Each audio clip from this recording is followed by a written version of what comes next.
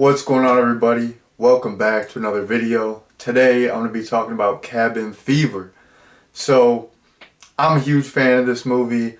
I found out about it quite a few years ago. So I found out about it in like 2018 or 2019. I was at this record store that sells movies. I've talked about it in countless videos. And they were having this like sidewalk sale. It was the summer. They're having a sidewalk sale.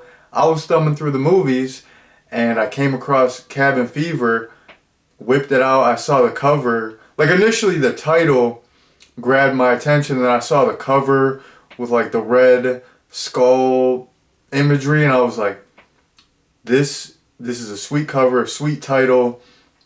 You know, I read the back and I'm like, okay, this is a horror movie that I've never heard of before. It seems really cool. I like anything that's like set in a cabin in the woods. I'm like, I gotta pick this up. And it was like the sidewalk sale, so it was only $1. And yeah, it was like I said, like a blind buy. I didn't know anything about this movie. I had never seen it before, even though it was out for like since like 2002. I never. I guess I was living under a rock. I just never heard of it. So I got home, and before I didn't watch it like that night, but like before I got ready to watch it in like the subsequent days or whatever, I was like, let me look into this movie. So I pulled up a trailer, and I didn't know that there was a remake. So I accidentally pulled up the trailer for the remake and I watched it. I'm like, damn, this movie looks boring. Like this looks terrible. I'm like, I don't even really want to watch this. Like to this day, I've never seen the remake, but I watched the remake trailer accidentally, and it just looked really boring to me. But then, like, I'm like, whatever.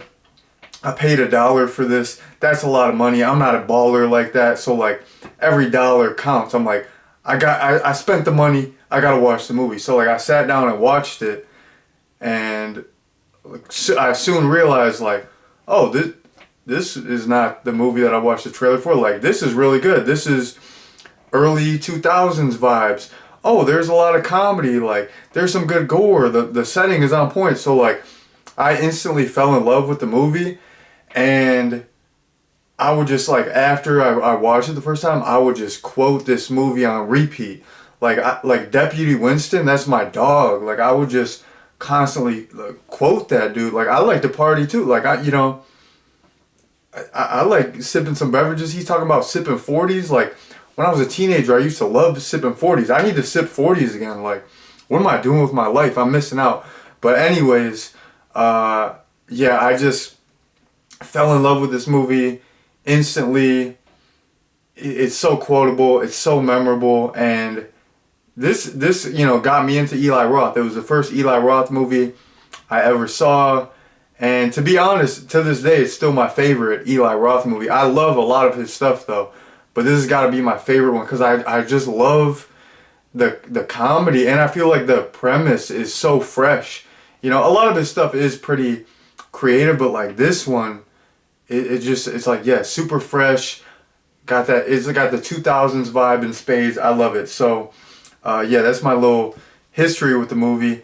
And like I mentioned, this movie is so memorable. You know, there's some movies that are good, but they're not memorable. There's some movies that are bad, but they're memorable. But this, like Troll 2 or something, but this movie, in my opinion, is good and memorable. Like, I like standout scenes, like stuff in like Silent Night, Deadly Night 2, like Garbage Day. Like, I like weird, wacky scenes, and a lot of 80s stuff like that, a lot of 80s horror has these wacky, random scenes, these wacky, random characters, and this kind of felt like an 80s movie where you had just all this wacky, random stuff. Like, you watch something like Pieces, and then there's that Kung Fu professor. He's like, oh, that's my Kung Fu professor. Like, what the fuck, you know?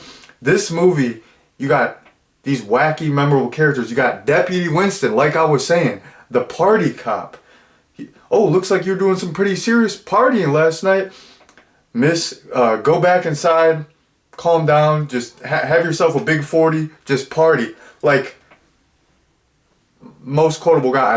Every other word that comes out of his mouth is party. Like, I don't. He's the man, and he rolls up on a bike. He's got that like almost like theme music playing. Deputy Winston's the man. You got Dennis. You can't forget about Dennis, the pancakes kid. Homeboy is doing kung fu. He's doing like backflips, and he's just screaming pancakes. He's got that crazy like super long mullet. Like that whole pancake scene. That was one of the best scenes in the movie. Super memorable. Like, you got a kid with a mullet doing kung fu, yelling pancakes. Like, what more could you ask for? I really couldn't ask for anything more, in my opinion. I don't know why I just said my opinion there. I don't. This whole video is my opinion, and that didn't even make sense. I'm losing it. I'm rusty. I lost my touch. Another character who's memorable is Grim, who is played by Eli Roth, of course. And he's just got those funny little lines where, you know, what's his dog's name? Dr. Mambo. And the girl's like, what is he, like a professor? Yeah, he's a professor of being a dog. And then he hits him with the, ooh, face, scratch moded. Yeah, so you got memorable characters. And then you got some memorable scenes, some memorable imagery. The girl shaving her legs and like her skin is ripping off. That's one of the most memorable scenes in the entire movie. That's iconic. It's scary. It's disgusting. Great body horror. Fantastic. Another really memorable scene that I like is when Joey Kern's character, he's like, I made it. I made it. I made it. Instantly gets shot up by like a whole firing squad of police. That was amazing.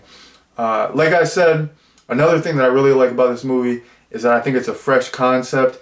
I love slasher movies. I love murder mysteries. I love thrillers. I love stuff like that. But I feel like this concept was so fresh at the time. You have this, you know, this body horror movie about this flesh-eating virus. I don't know. It was like super fresh.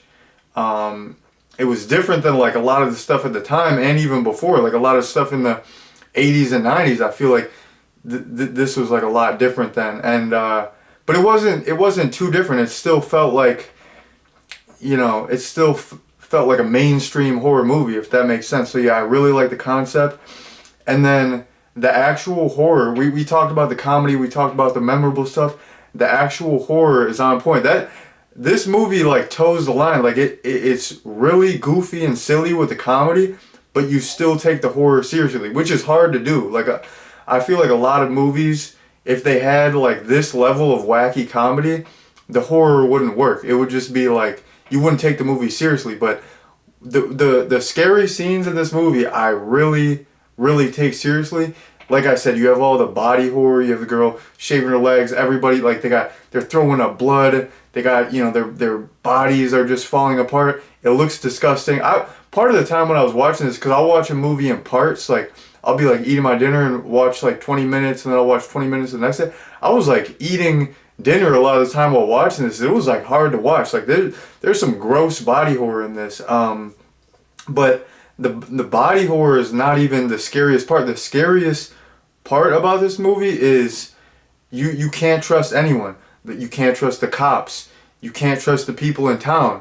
You can't trust your friends. Like seeing the reaction, like seeing how the friends like instantly turn on each other, or just turn on everyone. Like there's that the initial guy who has the virus. The guy's like, don't make me shoot you. Like everybody just goes into total fight or flight mode, and they're just out for themselves. Like they're out here like doing despicable things, like killing people, doing this, that. They're like regular college kids, and then they turn into absolute like savages, you know, because they're just put in a situation where it's like they have to survive, and it's like better him than me, better her than me. Like, okay, they got it. Like they're dead and gone. Like let's throw them. Like they just threw their close friend in some shed, and they didn't even check on her. Like they instantly were just like they just dismissed her. They just threw her out in the shed. So, you know, like I said too,